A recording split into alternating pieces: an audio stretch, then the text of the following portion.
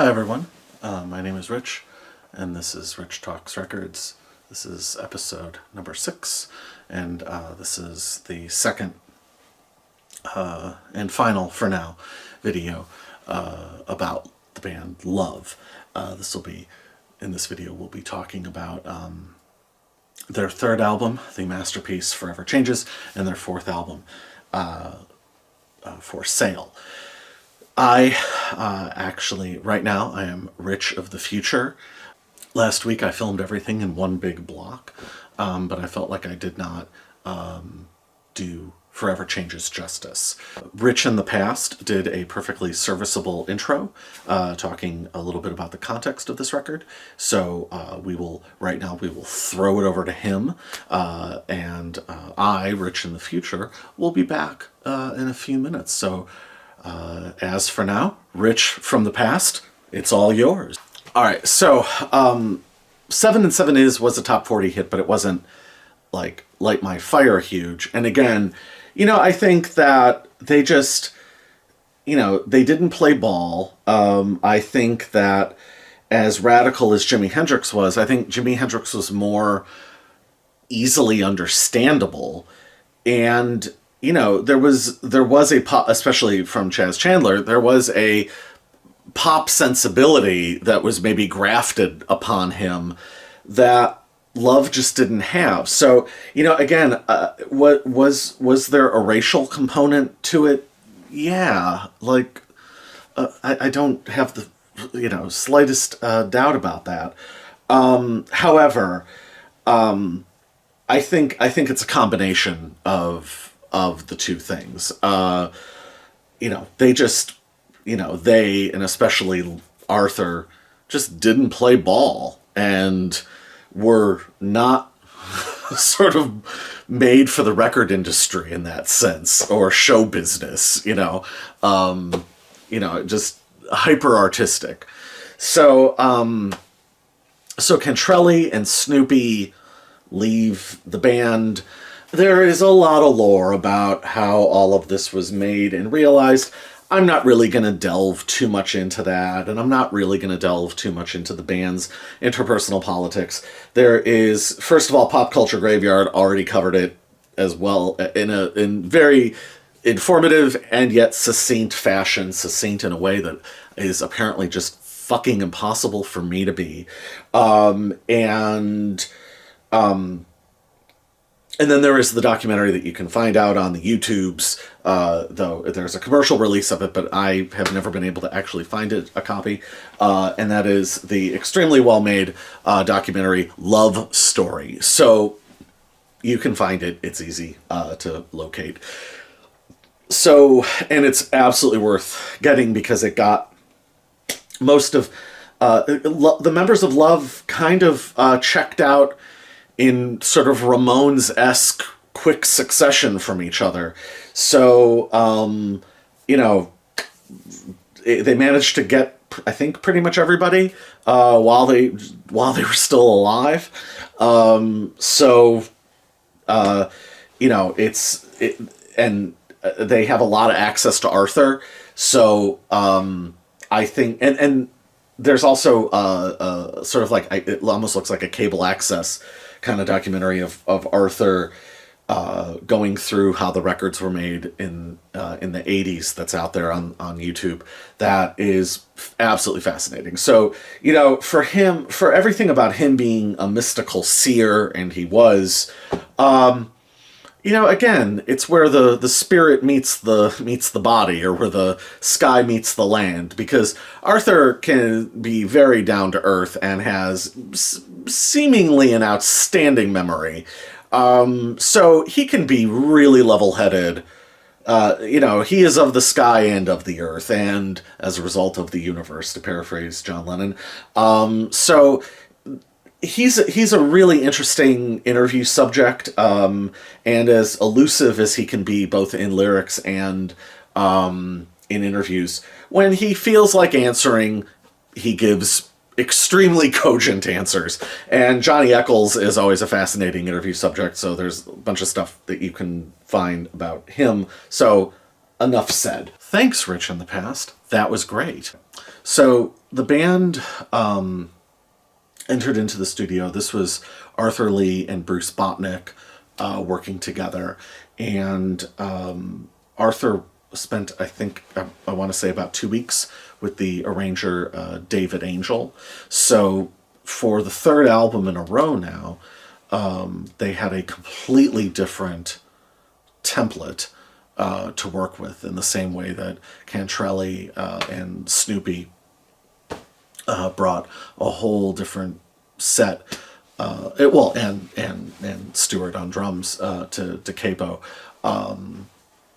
David Angel and the relatively stripped back lineup of Love produces an entirely different sounding album. The album in question, of course, is this one. If you've heard it, you know it. If you haven't heard it, then this is going to be hopefully a persuasive argument for why you should want to be in love with this album. Also, everybody calls it Forever Changes. I sometimes do, but according to Arthur, how I generally refer to this album, according to Arthur, the real name of the album is Love Forever Changes. So I take Arthur at his word on that. So generally speaking, I do refer to this as Love Forever Changes. Also, is this not one of the greatest album covers of all time? I mean, look at this thing. It is. I mean, that is just absolutely gorgeous. And there's the back cover. This is the Sundays reissue, early 2000s. I've been listening to it this whole time. This album has been reissued many times over the years. What I have works perfectly well for me. I also have the where is it? I have the, I think, 2002 CD reissue. The bonus tracks are really I cover that later. Bonus tracks are amazing. So, but that'll be covered in depth in time. So Love Forever Changes, recorded June. There was a couple sessions in June of 67. So this is about a year, roughly about a year out after Da Capo. June 67, then August of 67. The bulk of it is August, and then September of 67. Then it came out in November of 1967. And I think so. One of the, in the same way, in the way that I talked in the previous video about Love being auteur-like and being one of the first bands that had ideas about rock and roll and used sort of rock and roll, put it in the folk process. I think that as innovative as they were, they clearly had influence from their immediate peers and colleagues. So, and one other thing I should sort of note. I reference Syd Barrett a lot in this. This all kind of predates Syd Barrett. I think the Pink Floyd would have been working on Piper at the Gates of Dawn at the time of this. So that's I don't know to what degree they were an influence on Syd Barrett, but it certainly makes a lot of sense if they were influences. At any rate. But I think that, one of the reasons that I revere Blonde on Blonde as much as I do is I feel that Blonde on Blonde invents sort of a genre of its own. And what I think that genre is to me at specific moments, it doesn't really function anymore like a singer-songwriter or even like a rock record or folk music or whatever. It to my mind becomes almost like a form of modern classical music, modern chamber music. And in that there's this huge outsized set of artistic ambitions, but at the same time, it's also very intimate and orchestrated, but also seemingly coming through the writer slash performer. And so if you think about, Fourth Time Around, or I Want You, or Visions of Johanna, or especially probably the ultimate would be Sad-Eyed Lady of the Lowlands. Yeah, to me it takes on some other greater thing beyond these are great songs. And I think that the triumph of that album, I think Arthur picked up on that, and this is the almost like the next stage of what was achieved on Blonde on Blonde. This is Blonde on Blonde one step beyond. So in a weird way, I don't know if Arthur was listening to Dylan at this point, but it certainly seems as though he might have been. To me, people go on about like the Pet Sounds to Sgt. Pepper. To me, it's Blonde on Blonde to Forever Changes. So initially, the initial sessions, the band was not getting on, and Bruce Botnick had the idea to bring in the Wrecking Crew. Their contributions, I think, have been totally overstated over the years. They really only play on 2 songs on the record, so I'm not really going to be discussing them. So it's Hal Blaine. There's one other person whose name I'm forgetting right now, a guitar player, but Hal Blaine and Carol Kay, 2 of the most famous members of the Wrecking Crew, play on 2 songs on this record. But again, that really, really gets overstated. Everything else in terms of studio musicians is under the creative direction of Arthur and David Angel. So the other thing about this record, the only other kind of lore that I really want to get into, or at least just touch upon, is Arthur, during this period, during the Da Capo period, the band had moved into this house in the Hollywood Hills that Bela Lugosi had owned, and it had fallen into disrepair to some degree. And they nicknamed it the Castle, so the song on Da Capo is the Castle. So, but while they were all living in this house and starting to go down different roads, shall we say, Arthur came under the belief that that he was going to die soon, and that this album was going to be his final statement to the world. I neglected to mention this in the first video, but Arthur claims to have heard the voice of God on at least, I want to say 2 occasions, but the one being before the band got its name. He claimed that he heard the voice of God, and what he heard God say was, "Love on earth must be." And now whatever he was hearing was telling him that he had to get this made, and he had to get it made a specific way, because he wasn't going to be around much longer. That is and I've done reading about this, that is a weirdly specific form of anxiety, and it is actually something that I have dealt with. I have had a few spells of that in my life. So, where either I've started giving things away, or if I was working on something, like I kept my notebook with me at all times, or a folder with notes in it, so that people would know exactly what I was thinking or what my intentions were. So this album resonates with me in a very specific way. So I may be referencing that as we go into this record. So, but the critics are always very gaga about this record. It is simply one of the great artistic triumphs of the 20th century. It's a masterpiece. And given Arthur's feelings of impending death. I don't know that it's a stretch to say that it's something of the Finnegan's Wake of rock and roll albums.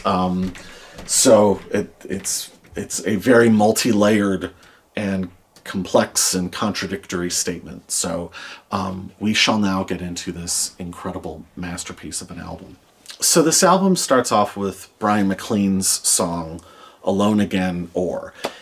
If you have heard a song by Love that is not My Little Red Book or 7 and 7 is, you've heard Alone Again, or. It is Bryan's song completely. Arthur's contribution to the song was to add the comma or, a bit of intrigue and mystery for an intriguing and mysterious album.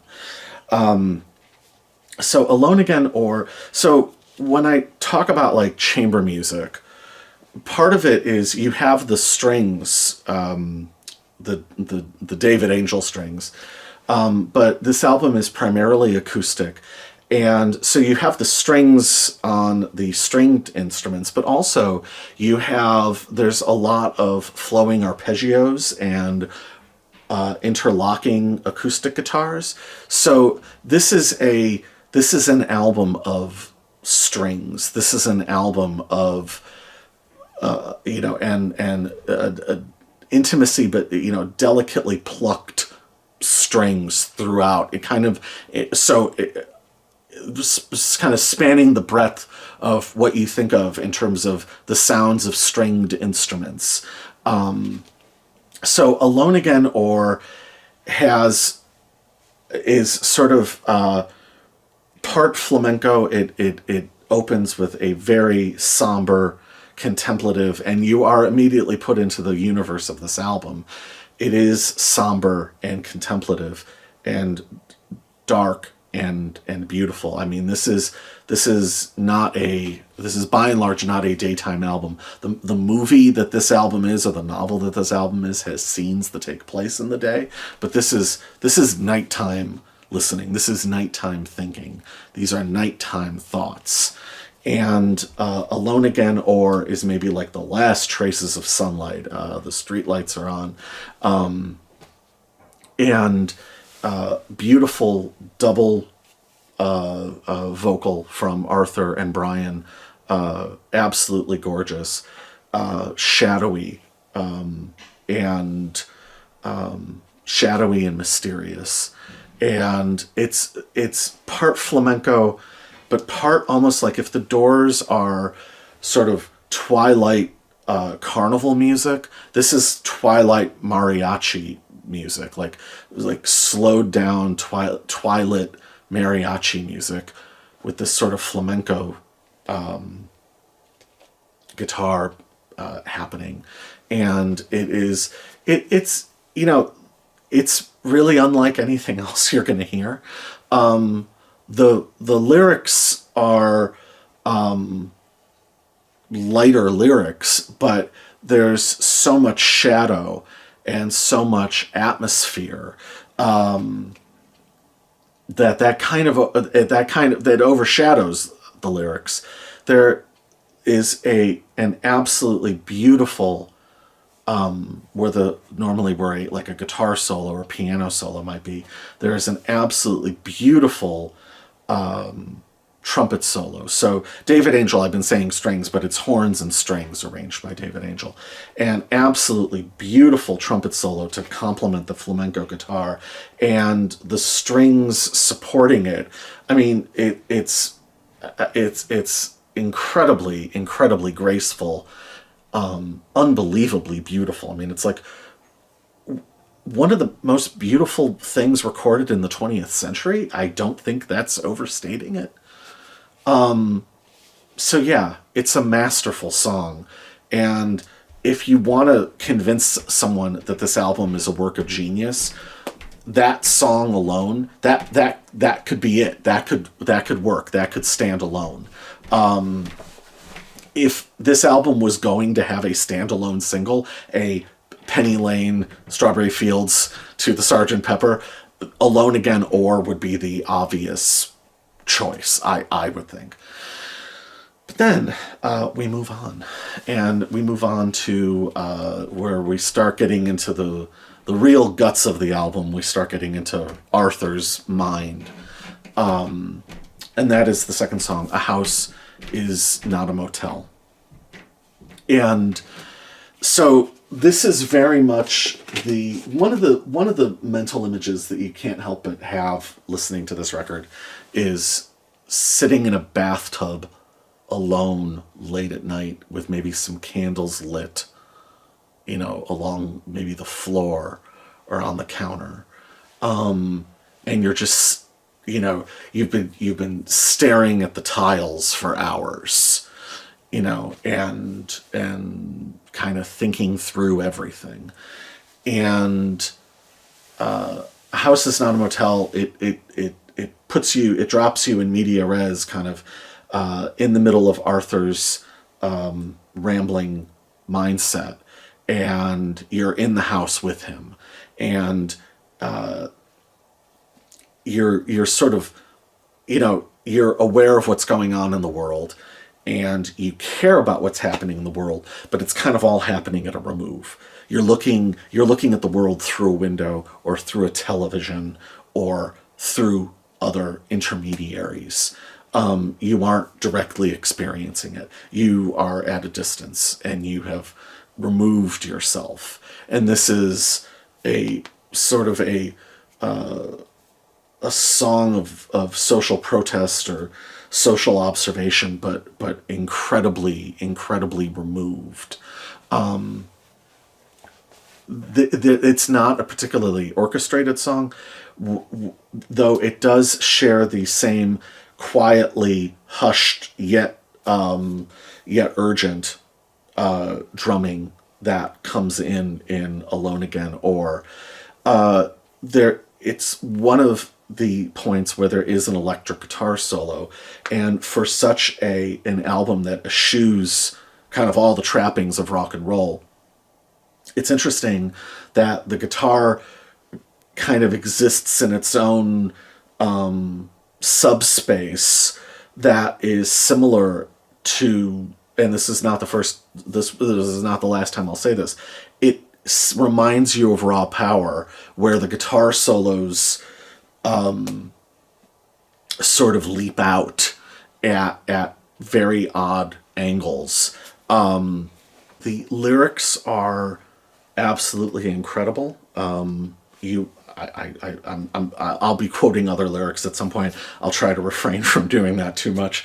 It's better to hear the full impact of the record than me decontextualizing it. But the lyrics are absolutely phenomenal, and Arthur sings it in a very detached, introverted way, though he does break into a couple sort of rock and roll, shouts before the solos. So it's interesting. We've had the shadows, we've had sort of detached running commentary, and then we go into the third song, And More Again.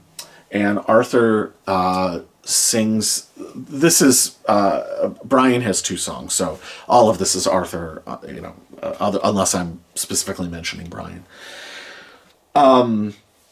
This is one of the most gorgeous songs ever written and ever recorded. It is the sound of beauty itself. It is the sound of love.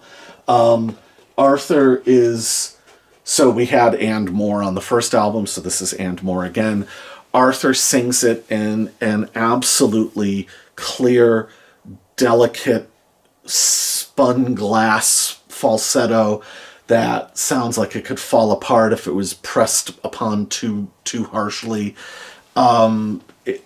It's absolutely gorgeous, and the lyrics are again, there's Arthur's elusive poetry, but the emotional directness of it is again very disarming. And when he talks about that he's trapped within his armor, and he's lost in confusion, going by, the previous song and what is to come. This is a moment of, self-awareness, and just that even in sort of the very troubled state of this record, that he allows himself to be so absolutely expressive, and that he allows the music to be so ridiculously beautiful. The horns and strings on this record, and this goes for Alone Again Or, are never overstated. Again, the strings kind of match the pitch of the acoustic guitars. So that's why I say chamber music. It's not bombastic. It's, again, quiet, reflective, contemplative, somber, intimate, pensive. David Angel's work is just absolutely stunning. I mean, it's just, it really is beautiful. It truly is. I don't know what else to say. The next song, then, we shift sort of back into the realm of A House Is Not a Motel with The Daily Planet. The Daily Planet is one of and More Again was the session musicians. The Daily Planet also the session musicians. There, we'll do away with that quickly. But The Daily Planet is, again, one of the really major songs on this record. The Daily Planet, of course, being the newspaper that Clark Kent worked at. And this is an even sharper song of social protest. But also, again, it's sort of told through so many layers, and Arthur's voice is double tracked, and there are these weird sort of breaks, these weird sort of filigreed breaks, and what Arthur starts doing during these breaks, when he resumes his singing, becomes one of the hallmarks of the album. He starts overdubbing his voice, singing opposite words, or putting, opposite words in, in different spots in the speakers. So, I think that, and this continues throughout the record, it's another one of the kind of auteur flourishes of this record. It's when he does things like that, to me, it's very forward thinking, and it goes beyond just what the musicians are playing on the floor of the studio, that he's then taking it and doing, tape manipulation over the top of that, is yet another remove, that he's working in an artificial construct, and kind of like the endless layers of multi-tracking and vocal effects on the otherwise extremely direct Plastic Ono Band.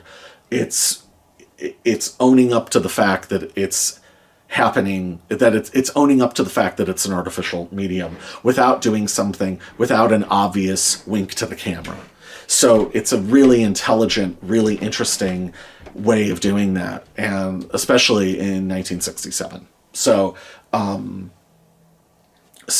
also the song just has it's very, very circular, it just keeps, so he even says here we go, going round and round, and that also sort of ties together the kind of endless set of ruminations that this album is, and kind of the endless hall of mirrors of the mind that this album is, or wandering around this gigantic mansion at 3 a.m, trying to figure out what the hell is happening and what is going to happen to me. So the next song is Old Man, and Old Man kind of picks up musically where And More Again left off. So it's a Bryan Maclean song. It's again beautifully orchestrated by David Angel. Bryan sings it in kind of in a way almost like a more studied version of what Arthur's doing on And More Again. It's an interesting song in that I think that and it ties into an Arthur song on side two, where I think it expands a little bit sort of the historical breadth of the record. And again, kind of like with some of the social commentary on Daily Planet and A House Is Not a Motel, I should say, and a lot of people have noted this, there's a verse in A House Is Not a Motel about the blood and mud and coming through the faucet that is based on a story that they were told from a Vietnam vet that they had met through Janis Joplin. So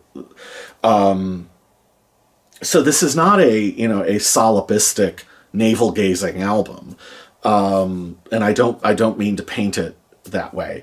So, but Old Man is, I will be honest, it is probably my least favorite song on the record. If I am ever going to skip a song, this is it. No offense to the Bryan Maclean fans. It's I still very much think that it is a great song, and it is a very beautiful song. And I think it's necessary in the context of the album. But by this point, when I'm listening to it, I'm really locked into Arthur's mindset. And so sometimes I kind of just want to stay there because we're already so in the world of it. But at any rate, it is an amazing song. And also for Bryan's songwriting to go from, to go from his version of Hey Joe and Softly to Me to Orange Skies to Alone Again and this, his songwriting was going up, at the same trajectory, matching the rest of the band's abilities. So it's still an amazing song. But if one has to be my least favorite, it would be like Lovely Rita on Sgt. Pepper. If I have to pick a least favorite, it would be Old Man. In part because what comes next is one of the greatest songs recorded by anybody. So sometimes I'm just impatient to get to this. And this is, of course, the side one closer, The Red Telephone. The Red Telephone. So The Red Telephone, this is like Finnegan's Wig, I suppose. This album is a bit of a Rorschach. So there are people who have taken this record as almost like a concept album in terms of responses to Vietnam. There are people who take it as statements of plunging into the depths of depression. The Red Telephone's an interesting one. So it could be the phone. It could be the phone that the president has access to make the call to drop the big one. But going along with the Daily Planet, the Red Telephone, and it was, this was pop art on television at the time, and true pop art. The Red Telephone was the phone that Batman had. They would bring to him. So when Commissioner Gordon was calling, and in a weird synchronicity with my life, the house that I grew up in had a red telephone in the basement. And it was an old rotary phone that had been installed by the previous owner, and the rotary had broken off. So it looked exactly like the Red Telephone on the Batman show. And you could only receive calls on it. And so when I would be listening to this album, I could look to my left and see the Red Telephone. And the Red Telephone took on all sorts of ominous meanings for me as I went through different phases of my life, but also as I became more obsessed with this album. So whenever rock critics talk about this record, they always quote the opening verse of The Red Telephone. Sitting on a hillside, watching all the people die, I'll feel much better on the other side. And if you listen very closely, Arthur kind of whispers in again the layering of his own voice, the different perspectives coming through seemingly all at once. I'll thumb a ride is kind of so. This is where what he's done in previous songs really comes into full flowering, and kind of also I would say in the same way that. And I talked about this in the Black Flag video. I talked about the phenomenon of the Los Angeles of the mind. I think this is one of the ultimate, like, Los Angeles records. I feel like this album sounds the way some of those, like, old Spanish 1920s houses looks. And I think that somewhere between the, like, some of the tape manipulation stuff and the different vocal layering and the talking about what's happening around him, but then also at this great remove, at this distance, I think that in some ways you can draw a line from the Byrds to this album, especially to some of the Zappa stuff, to Iggy's Kill City, to I would say like the fourth or fifth Van Halen records, to Ice-T and Ice Cube. To me, there is a line there, and it's kind of the unheard voices and unseen scenes of Los Angeles. So this song, this is again one of the very quiet, contemplative, arpeggiated, orchestrated songs on this record, and Arthur just sings it, as dejected or as removed as it is. Then his voice rises, and his voice sometimes rises in tandem with the swelling strings, and there's so as well as the whispered stuff, then there's like the immediate contradictions of my name is Phil, or was that Bill? Like there's just so what was kind of slippery before is now just full on elliptical and full on somebody who can't sort of bring themselves to say it to you straight. They are so removed that it's all sort of coming out in as sort of a word puzzle. One of the things about the Red Telephone is, again, the overdubbing of voices. And there's a sense of self-negation. There's a sense of and so he even says, like, sometimes I deal with numbers, and if you want to count me out, but then there's also, paint me yellow and white are laid over each other. And there are these creeping strings over his voice when he gets to those parts. And when I was in a particular state of distress and listening to this record a lot, and there's the lyric, sometimes my life is so eerie, and the strings kind of answer him. And so this is from 12 years ago. I put up a post on social media, and I just said, in reference to the Red Telephone, it's ringing really loud. Anyway, never forget, the future is just an abstract concept, and the here is gone before it is the now. Eventually, it will stop, and you will either face up or you will not. And that's ultimately kind of my thoughts on the Red Telephone. This song also touches upon ideas of reincarnation, and it also touches upon the sense of impending death. So there, there's also that. There are these kind of gloomy sort of little breakdown sections of very muted sort of group chants, again, weird sort of layering of voices.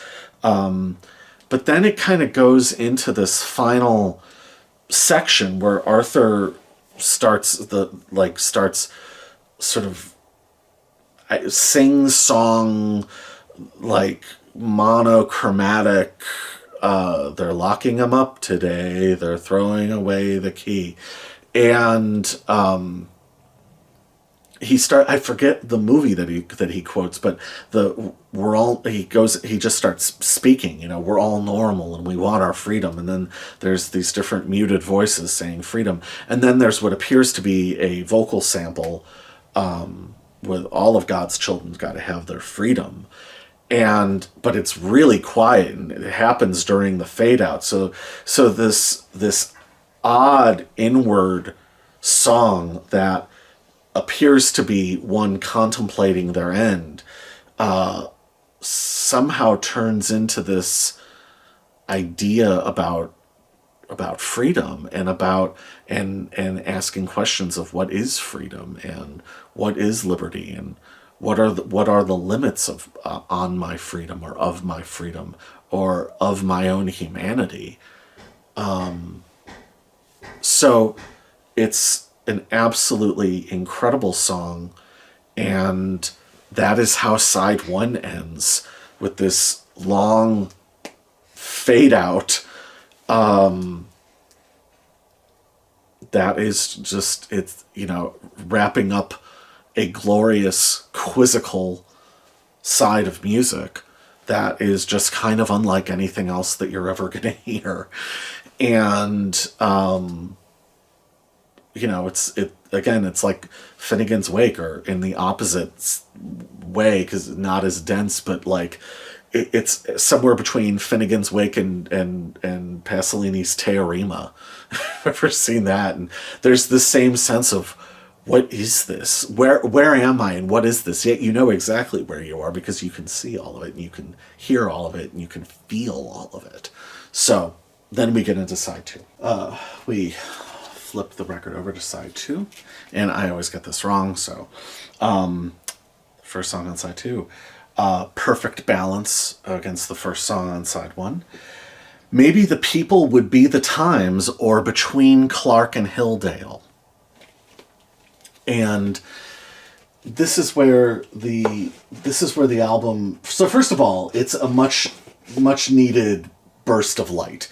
It sounds like walking on a city sidewalk barefoot, and the sun is blazing down on like 100-degree day. That's the sound of the song. It is fascinating snapshots, visual snapshots of, the summer of love in Los Angeles, and what that must have looked like and felt like, and the sound of David Angel's orchestrations are absolutely incredible. So this is the real flowering of the kind of weird chamber music, mariachi music, flamenco music, pop music hybrid, and it just has such an incredible lilt and swing to it, and Arthur sings it in such a not a detached manner, but in a more emotionally warm, conversational manner. But what's interesting is there is a kind of florid overwriting to the amount of syllables that he's jamming in, the degree to which that he has to, the end of the last line is the beginning of the next line of the verse, and as if he, even though it's summer and it's warm and it's there's all this amazing stuff happening around you, he still has like something to sort of impart or get off his chest. And so there's this, sort of classical guitar solos intermeshing with this sense that there is something urgent that Arthur has to say. And what you start to realize is, even in all of the kind of all this wildly flashing scenery, he's saying goodbye. And he's preparing to say goodbye. And he's trying to prepare you for when he's not here anymore. So there's this kind of hidden thrust that gets revealed as you listen to the song. But it's also at the same time not despairing, because it has the lightest, most beautiful moment on the entire record in a way, where Arthur is sort of quietly kind of not scat singing, but just kind of wordlessly singing along with the horn lines. And it's just such a delicate, beautiful moment, and truly joyful. He allows himself to just be joyful for a moment. And it's a beautiful thing to hear. But again, there are a lot of layers happening. And really every single song on this record, especially on side, by the time we get to side 2, it's like, oh my God, every song is its own world, and yet it still somehow forms this larger world. So then the next song is Live and Let Live, which is kind of, in a way, sort of an abstract counterpart to Bryan Maclean's Old Man. Live and Let Live is the other song that everyone always comments upon, because it has the unforgettable opening. Oh, the snot has caked against my pants. It has turned to crystal.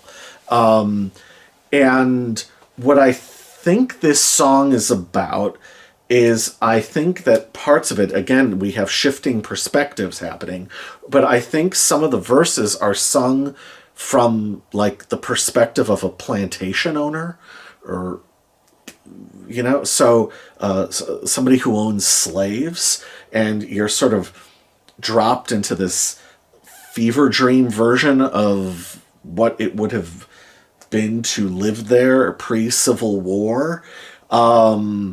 So it just adds, in the same way that you have these references to Vietnam on the first record, and then you've got Old Man, and then now you've got this, and he touches upon reincarnation, comes in again, where he talks about having been an American Indian, but it's not a defiant, angry, screw you song. It's the opposite of a declamatory, didactic song.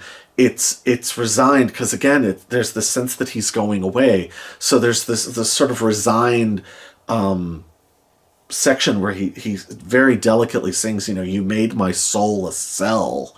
And so it's devastating, and forces you to think that part of the reason he's in such a state of kind of almost unending despair is also just what the world has done to him, and what the world has done to his ancestors, and what probably stories that he's heard from his family, from having, his family being in Memphis. And so you can't, you feel the weight of history come through. And then all of that is just punctuated. And Pop Culture Graveyard pointed this out, so I'm not the first person to say this, but one of the few instances of electric guitar on this record, the fucking searing two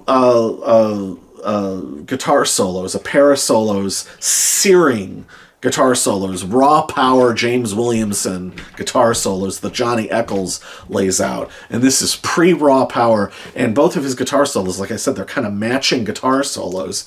It's the same sound as Keith Richards on Sympathy for the Devil. And Keith Richards takes that solo twice. So it's interesting. So there's a straight line from this to Sympathy for the Devil to Raw Power. And that just throws the whole thing into, not relief, but at least some type of catharsis. We then get to the next song, and that is the good humor man. He sees everything like this. So we were in a plantation owner, potentially, seeing things from the perspective of a plantation owner, and then maybe a slave or a runaway slave, who knows, or someone reflecting back upon slavery. Now, the perspective of the good humor man is he's driving through a neighborhood, right? Beautiful pizzicato strings. That was the word that I was looking for before, to match, when I said about matching the pitches and the style of the guitars. Pizzicato was the word I was looking for, to match the arpeggiated guitars. Pizzicato. And there's parts of it that verge on Muzak, but the absolute, especially the horns, but the absolute loveliness and beauty of the strings overwhelms the prettiness of the horns. But then you have these very weird lyrics by Arthur that are seemingly tossed off. And what you realize is, so as the scene setting is taking place, right? You listen to Arthur's lyrics and you realize that's exactly what this is. It's a false front. It's this sort of fake idyllic world, and it's touching upon beauty, touching upon loveliness, but the walls fall over if you just touch them, and and the tip off is the fact that he doesn't even finish the line, so he just kind of goes blah blah da da da, da. And then the very disconcerting moments as the strings are rising, where he's whispering, did you,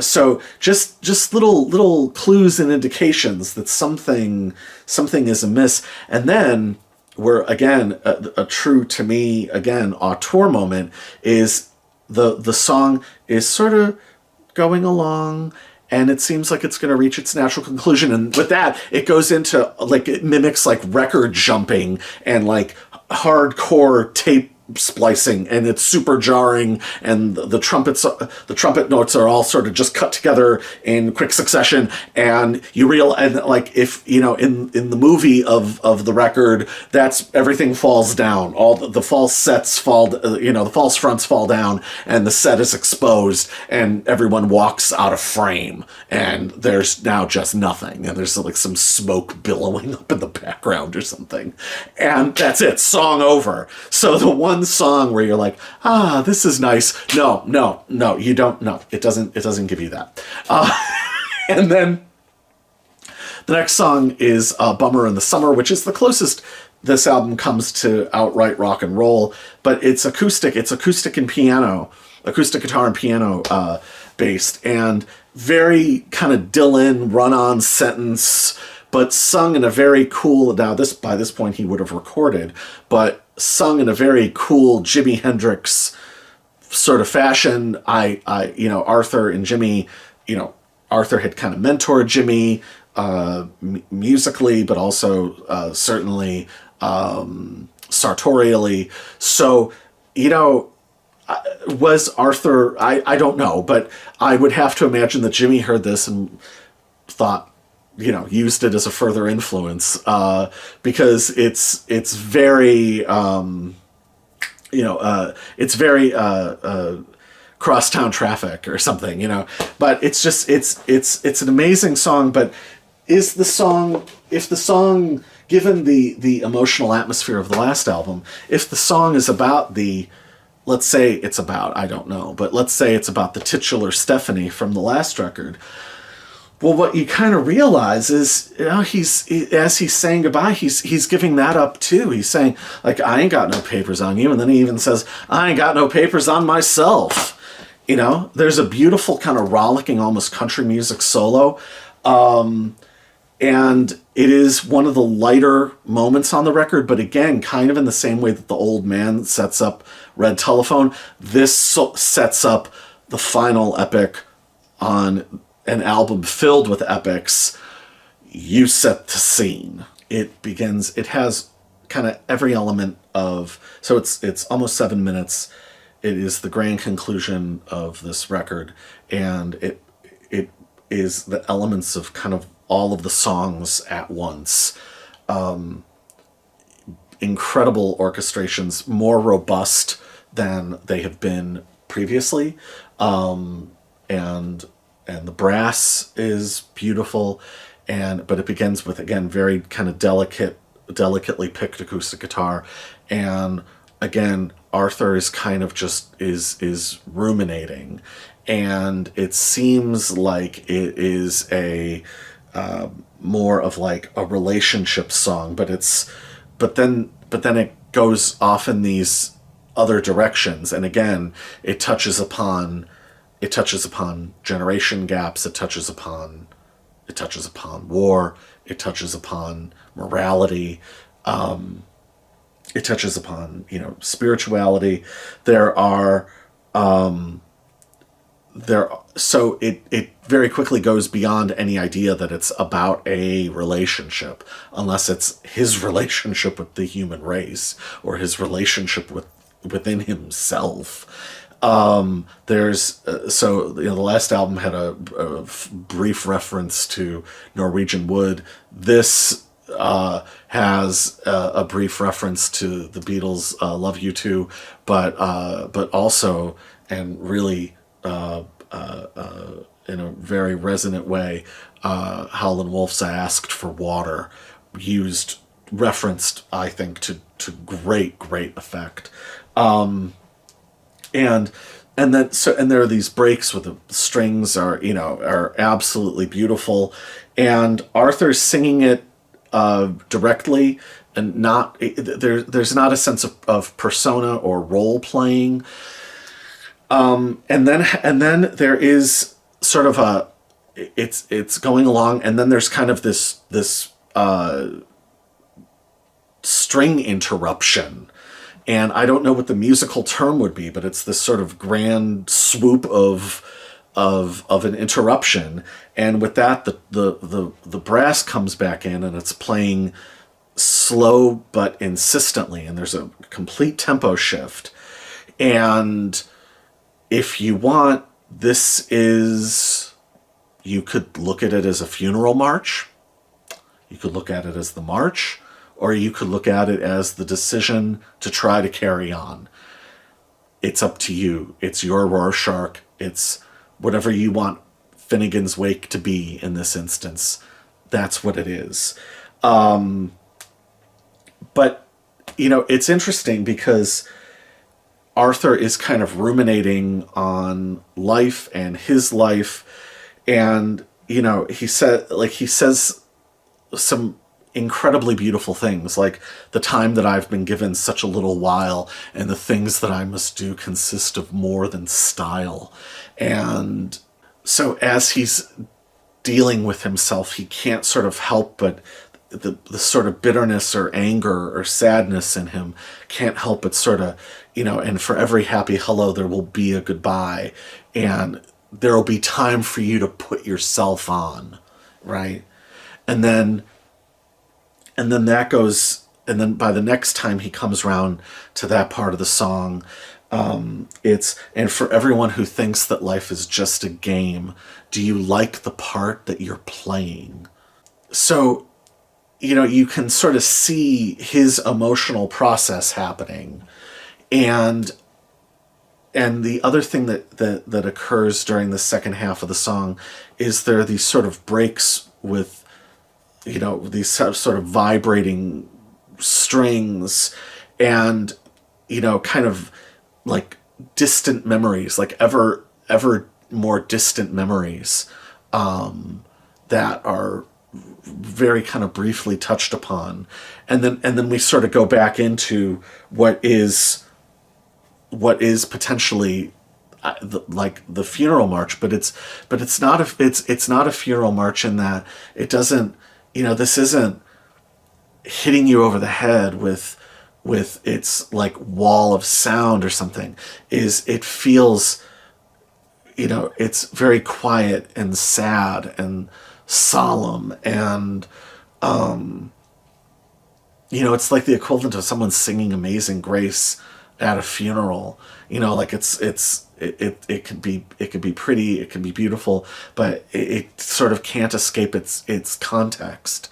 And I've always had this sort of image of like, like an altar boy carrying like the cross, or carrying like a tapestry, and like you can see that it's really worn, and you're kind of looking around at this person who's led their life and is no longer there, and there's maybe not that many people there, and it it's wonderful that they're there, but it's also just sort of sad because now they're gone, and that's sort of the feeling I get during kind of the processional, or the, I guess, or would that be the recessional, during this sort of recessional march. And Arthur just keeps singing about the time that he has left, and the album kind of fades out with him singing, this is time and time and time. And so is it him trying to carry on, or is it him giving up? That's up to you to decide. But it's an incredibly powerful and incredibly beautiful and incredibly melancholic way of ending this tremendous, infinitely layered, absolute masterpiece. I mean, there's really not much else like it in the world, and it is just an incredible, timeless work of art, from an incredibly timeless band. And this is, everybody gets it right sometimes, and this is a time where they get it right. There's a reason why people are so totally obsessed with this record. They should be obsessed with this record. It contains the world. It contains multitudes. So that's Forever Changes. So I guess we are going to throw this back over to Rich in the past, and he will tell us what comes next. Rich in the past, it's your time to go. But Arthur Lee did not die, and the album is ultimately not about death. It's about life, and it's about continuing your life, and it's about how love forever changes. So don't want to end on that on some sort of down. The one unreleased song from that album is, what is it called? Again, I don't want to get this wrong. Wonder People (brackets I do wonder). It is a glorious, weirdly little symphonic piece of, again, kind of AM gold almost, but weirdly psychedelic, gorgeous song. Incredible. It would never have fit on here. This is the 2002 reissue. It's on this has been reissued many times. It's on all of those. So this just happens to be the version that I have, and it works perfectly well for me. But it's a glorious little song. So there's plenty to love about it. And theoretically, if they had made a fourth album, which, according to the rumor mill, would have been called Gethsemane. There's apparently Andrew Sandoval, who did all the Monkees stuff. Hey, look at all this Monkey stuff over here. And is something, I would dare say, something of a saint of rock and roll. Andrew Sandoval manned the reissue on this, and found no documentation. And if you're familiar with Andrew Sandoval's researching methods, you'll know that if he didn't find documentation about a proposed fourth Love album entitled Gethsemane, then it probably doesn't fucking exist. So I'm willing to trust him on that. Check him out on Instagram. He's just, again, he's just one of these glorious human beings that you encounter every now and again. However, the final single by Love, they rallied themselves. September 1968, they rallied themselves for one more go, and instead of trying to hit the charts, they went, because it's love, right? They went pure fucking art statement. because it's Arthur Lee. This is full genius. This is the man. This is him. Like, this is like Syd Barrett writing Jug Band Blues, or a little later on Dark Globe or something. This is full genius statement shit. Full standing outside himself, watching himself. You know, brilliant stuff. So the single is Your Mind and We Belong Together. Did I get that right? Your Mind and We Belong Together. I always mangle that, but I got it right. And excuse me, there's no orchestration. It's just the band, but it is really oddly structured, super elliptical, but it's just this thing of like, oh my God, I didn't die, I'm still here. Well, what the hell do I do now? And kind of, for the first time in a long time, for the first time since maybe even my Flash on You, Jesus, it is a positive, confident assertion of self. And it's a beautiful, amazingly written song. And Arthur sings it beautifully. And it's, you know, again, it is a weird, psychedelic, strangely written, elliptical song that only this guy could do, you know? Lots of people wrote weird songs, but Jesus Christ, nobody does it quite like Arthur, and nobody has the sensibility or compositional style to do it that way, you know? So it's an amazing song, and if they had stayed together, it certainly did bode well for the future of the group. And then there is the B-side. And then there's the B-side, Laughing Stock. And, you know, this is, you know,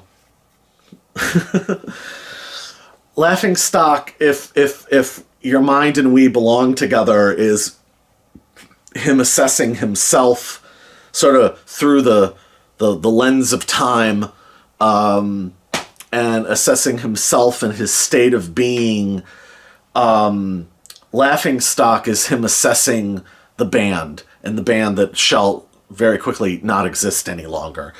And, you know, he knows what he is, and he knows what his band is, and he knows what they've achieved. Even if people haven't figured it out yet, this is a visionary genius guy. So he knows what he's made, right? So this is him kind of standing back and understanding that these guys are geniuses and have gone to worlds far beyond their imaginings, right? That they're still human, and they're still petty, and they still bicker, and they have failings and addictions and weaknesses, and succumb to vice and at times their basest instincts. And he's just kind of assessing it. On one hand, he's ready to move on. On the other hand, he's saying, well, this is pretty sad. And he beautifully weaves in a little bit, you know, and I'll just keep playing my songs, and I just got out my little ready, throws that in there. And probably for all of us who have lived, right? For all of us who survived our youths, he said, it makes probably the ultimate statement for all of us who you know, who've run it out there in the world. I keep on doing the things I shouldn't have to do. And God damn it, does that not sum things up? Does that not sum up your life in your 40s? I keep on doing the things I shouldn't have to do. God damn it. Boy, is that true. But it's fucking better than the alternative, right? So, like, you know, like, that's like the hard lesson of life. And that's what's so, again, the man is a fucking genius. It's just such a great statement. I keep on doing the things that I shouldn't have to do. And there is, and I want to get it right. His sort of statement to his soon to be X band.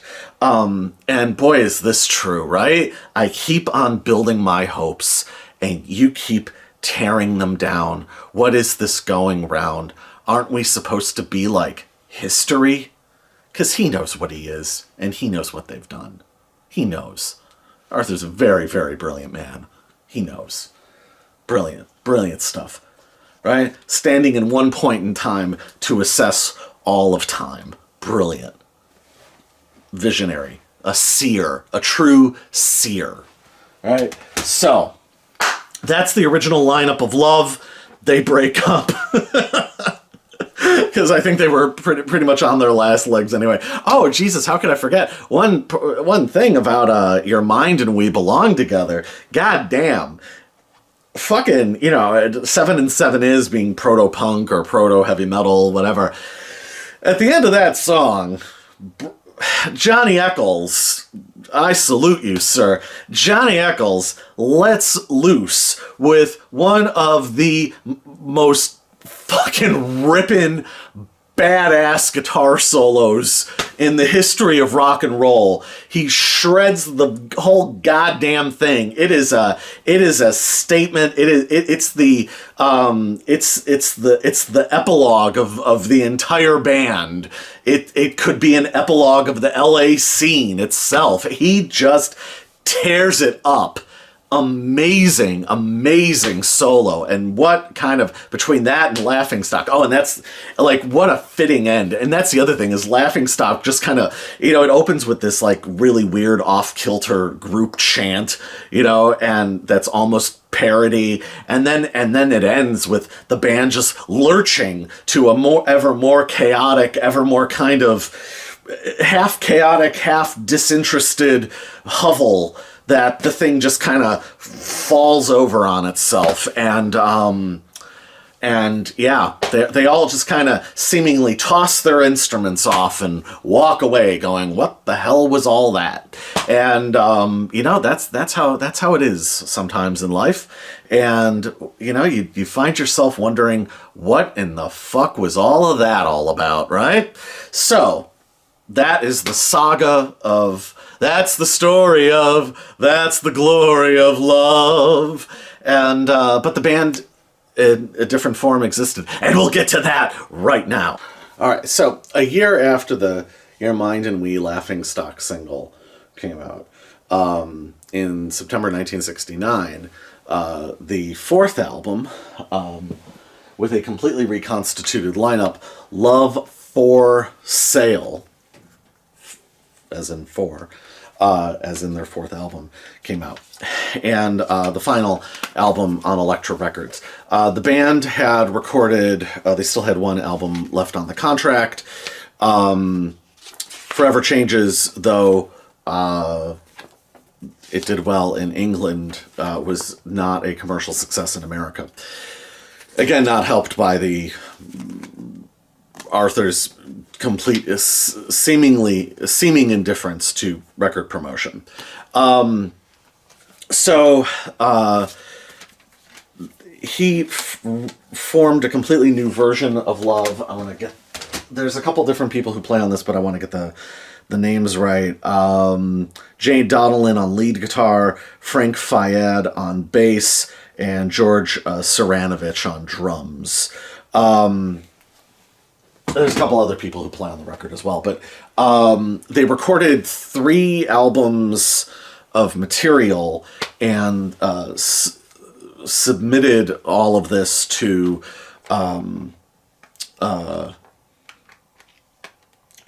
Holtzman at Elektra, and Jack Holtzman chose the songs for this album, and he chose extremely wisely.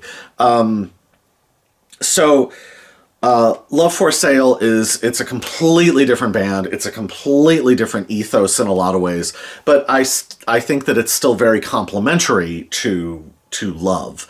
So, and I think that this record gets unfairly criticized, or just kind of not even criticized, just written off, because I think it's a pretty goddamn amazing album. This is, to me, this is an amazing autumn album. I feel like it kind of sounds how it looks to some degree. It again, like a lot of their music, driving suits it well, and this is a great album.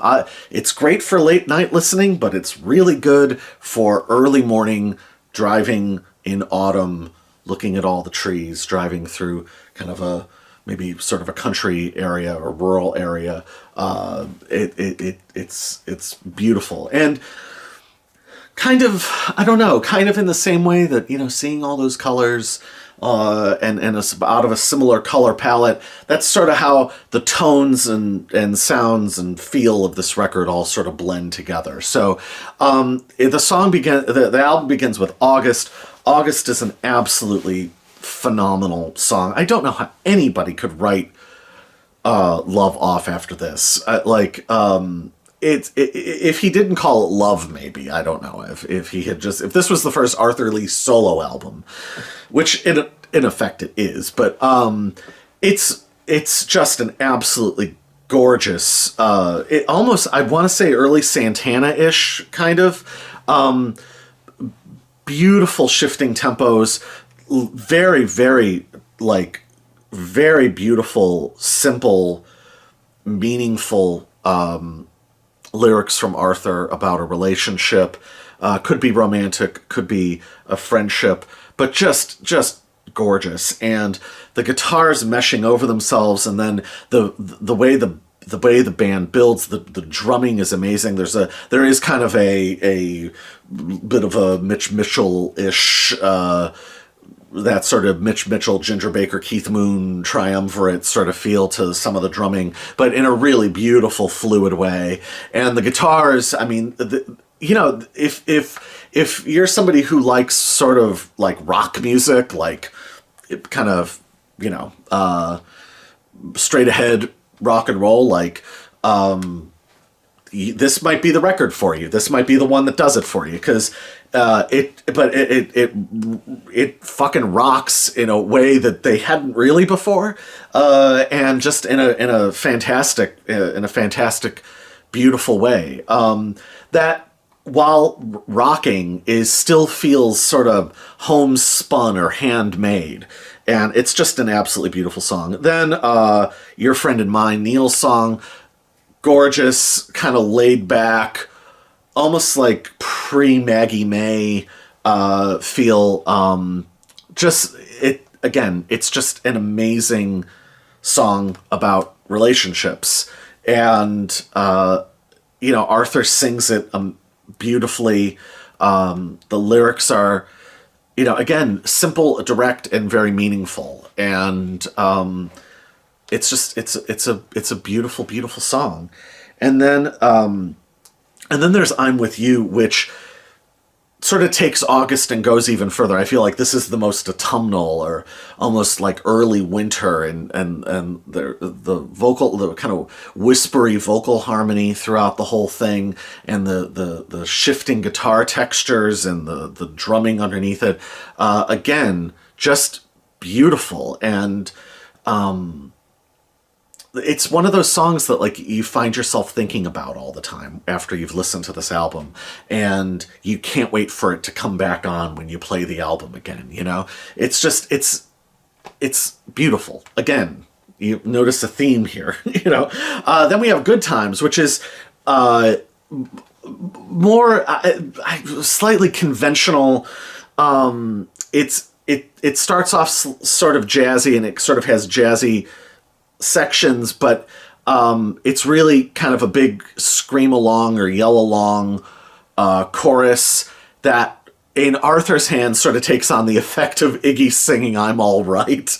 There's a sort of, all right, is he having good times? Or, when he says no more bad times, you're kind of like, yeah, I think this dude has seen a lot of bad times. But it's a really, really, really cool song. And then side one ends with Singing Cowboy, which the lyrics are really spare. I think it's kind of open to interpretation, but again, it's a big, exciting guitar and drum showcase, And it just kind of shows off this band, and that's kind of what's cool about these songs on side one, is they're sort of open-ended enough that the band really gets to kind of jam and breathe and let loose, and the songs are strong enough, the structures of the songs are strong enough that then they can come back in, and Arthur ties it all together. So it's symphonic, I suppose, in a different way, more in a band way than in a chamber music way. So, it maybe doesn't have all of the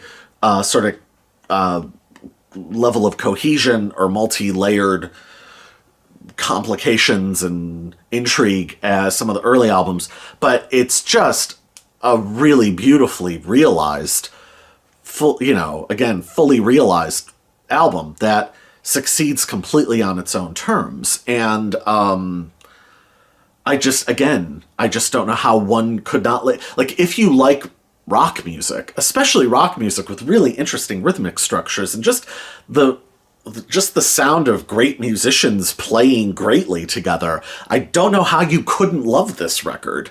I've played it just as many times as I've played the classics of the first lineup. It's extremely enjoyable and just extremely in its own way, in its own way inspiring. So yeah. And then we'll talk about side two. So flip the record over, side two.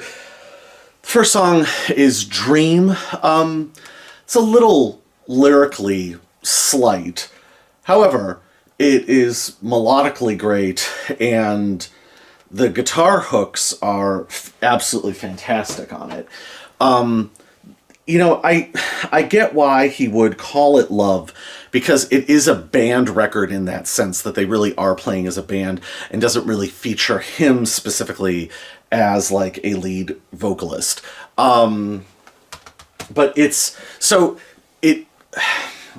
it overcomes its sort of lyrical ness. That was articulate. And then there's Robert Montgomery, which I guess is a story song. I don't really fully get what the context of the song is. I'm not entirely sure if it's sort of a song about like social reconciliation, or I don't know that I fully grasp what the driving point of the song is. However, it's a great sort of, again, like another like really great hard rock song. Jay Donaldson's guitar playing on this and throughout this record, he's the star of the record in a lot of ways. When Arthur isn't singing, certainly, he just fills the space. I mean, it's really like, again, it's that sort of, it's not Hendrix like. I would say it's very Clapton and Cream kind of great wailing playing, maybe some kind of Leslie West vibes, maybe even Joe Walsh and Barnstorm vibes. He's just really goddamn good, and it's very satisfying playing. Like, every note that he plays feels right, So, and then there's Nothing, which is absolutely gorgeous. There are some guitar breaks where it sort of kicks in, but otherwise it's just a really beautiful, like, visionary. It's probably lyrically, melodically kind of the most like sort of visionary Arthur Lee genius statement song. It's absolutely gorgeous, and it's what he does best, Again, lyrically, he's far more spare than he was in the past, and he's far more direct, but this is still very, very beautiful. So even though it may not be as multi-layered and as complex, the simple lyrics, open structures, and just allowing the band, and especially Donaldson, to just fucking do what they do, it's a wonderful sound, and it's an amazing song. And so, up to this point, this album has been an unqualified success. It's been really good and really satisfying, and has an overall idea, but then gives you all the different sort of shades and all the different nuances of that. So the cracks sort of finally show on Talking in My Sleep, the penultimate song. Talking in My Sleep, I think I think it's meant to be sort of a little humorous or lighthearted, but it isn't. It just comes off as really disjointed. I don't really care for it. There is an unedited take of the Singing Cowboy that's like a minute and a half longer on this that I actually made my own version of this, and I moved a couple songs around so it was roughly equal running times of album sides, and I just took off that song because I don't know, it's just a little, you know, it's not terrible, but it kind of does break the mood of the album. But things come back into sharp focus with Always See Your Face, which is an absolute classic. It should be a standard. It certainly should be more well known than it is, and it's certainly proof that there was life after Love Forever Changes. Love for Sale is a beautiful record, but Always See Your Face is, again, lyrically very, very simple, melodically beautiful, memorable. It's melodically rich, lyrically spare. It's kind of the theme of the record. But, you know, again, you can kind of apply it to whatever situation, like however deep you want to go with it, you can. And it's just a beautiful, reassuring song. It's uplifting. Arthur sings it beautifully. It builds to a beautiful coda, and it ends the album. It's very, very satisfying. And it's a wonderful sort of, I don't know, like life after college or life after whatever, life after you've lived through it all record, that life goes on and life is going to go on in wonderful ways. And it's a beautiful, beautiful record. And I think after the complexities and density of Da Capo and Love Forever Changes, you know, a spare, emotionally direct album with lots of just great fucking playing, especially the drumming and guitars. It's just a great guitar album. And, you know, after you've pioneered genres and been through all this, what's wrong with making a goddamn great guitar record? And what's wrong with enjoying that? You know, so again, it's very, very satisfying. And it's cool to see that he can do that. It's cool, you know. He had made his Blonde on Blonde. He had done, you know, so this is his, you know, these songs are maybe his, you know, Down Along the Cove and I'll Be Your Baby Tonight, you know, which are just as satisfying in their own way because you need that too. So Love for Sale is a great album to end out the Elektra era. I love it. I listen to it a lot. Eventually, someday, I will do another video where I will talk about everything that came after. So the stuff that wasn't chosen for this album became a double album released that same year called Out Here. Some of it is great. Some of it I'm not that into. But someday I will do a video covering that stuff. I'll cover that and Out Here, False Start, which is the one that has Jimi Hendrix on it. There are a couple kind of unreleased albums or should have been albums. There's Love Lost, there's Black Beauty. Where is it? It's in here somewhere. Oh hell, I don't know. Is it worth whipping out? Yes it is, because I just saw it. So somewhere in there. So someday I will review, or I'll do a review of Black Beauty. It's from 1973. Look at that cool album cover. I really like this record. And then there's Reel to Reel, which has some good stuff on it. So, you know, oh, and then there's the solo album. So I think there's some gems in there. I think there are some things that should be I should maybe discuss in a video. I think it might be interesting. But also, I think sometimes it's interesting to talk about some of the stuff that doesn't work. And not everything does. There are things that don't work. And I don't think that that's unfair to Arthur, and I don't think that that takes away from the genius, because the genius is genius, right? So the genius is forever. So, you know, love forever changes. Arthur Lee's genius is eternal. So, at any rate, someday there will be another love video somewhere down the line. But until then, I hope that you have enjoyed this. And, you know, thank you for watching and subscribing and commenting and all of those wonderful things. It is greatly appreciated. And I have many ideas for what I'll do next. And at some point I will get down to the Birds multi-part series, because I want to do all 12 albums, and I want to talk about some of the weird stuff down the alleys and byways of that band. So I will do that. I will do that. So anyway, I hope that you've enjoyed all this. Thank you for watching, and you know, until then, bye.